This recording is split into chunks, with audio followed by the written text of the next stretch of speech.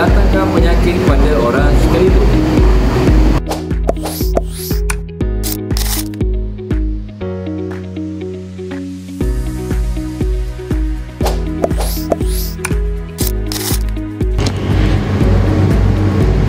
Masih ramai individu yang merokok di kawasan larangan seperti hospital, sekolah dan taman awam kerana tiada pemantauan berterusan dan kurang menyebab pendedahan asam rokok kepada orang awam secara pasif.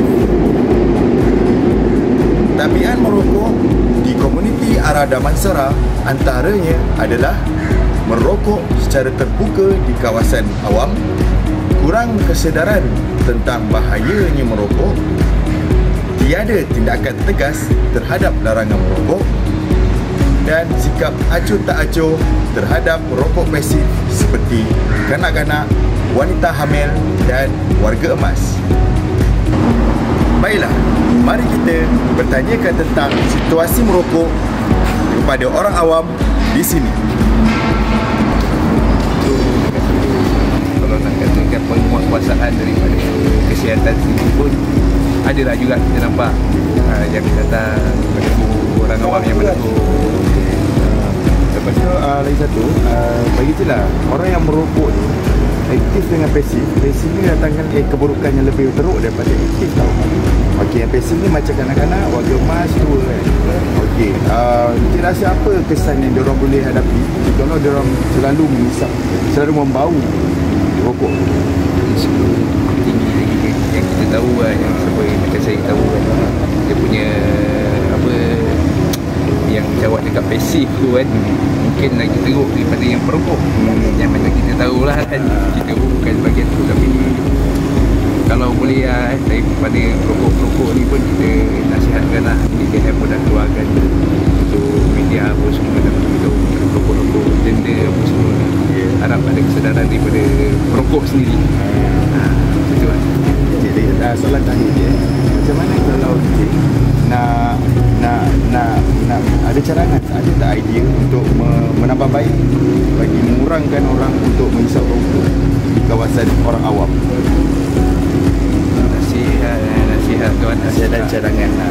Kalau diminta ada satu lor perokok-perokok hisap ataupun kawasan-kawasan yang tertentu untuk perokok ni, jauh daripada bukan yang perokok.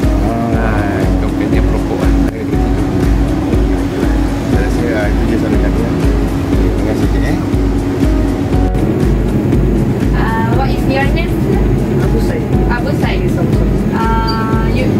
Ada tak dekat sini yang beli rokok, adakah foreigner atau orang awam? Semua orang beli. Semua orang beli. Foreigner, lokal also. Okey. Untuk pembelian, ada yang macam beli tu banyak atau sikit, dan ada yang bawah umur ke? Under age 18 tahun. Ada? 18 tahun Tak ada lah. 18 lebih. Tak boleh bayar. Beli? You pun tak bagi? Okey. Okey, untuk soalan yang kedua, ada tak orang yang hisap rokok area sini je, LRT ni? Ya, di sini ada LRT. Beli rokok not many orang.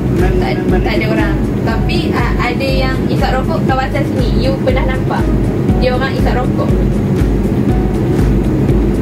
Itu rokok hisap tu.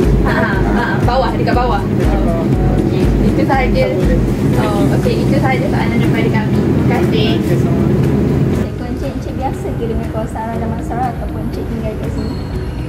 Jadi kerja dekat sini, tapi duduk kat Puncak lah. Okey, faham. Lepas tu encik perasan ramai tak orang awam yang merokok dekat kawasan-kawasan sekitar tempat-tempat awam? Nak kata tempat awam tu memang sekarang ni alhamdulillah tak awam nak nampak lah. Tapi ada jugalah satu dua segelintir yang cuba nak elakkan daripada orang kata apa, orang nampak apa. Tapi biasalah orang yang ketagih rokok ni, dia kok mana pun dia cari jalan juga lah.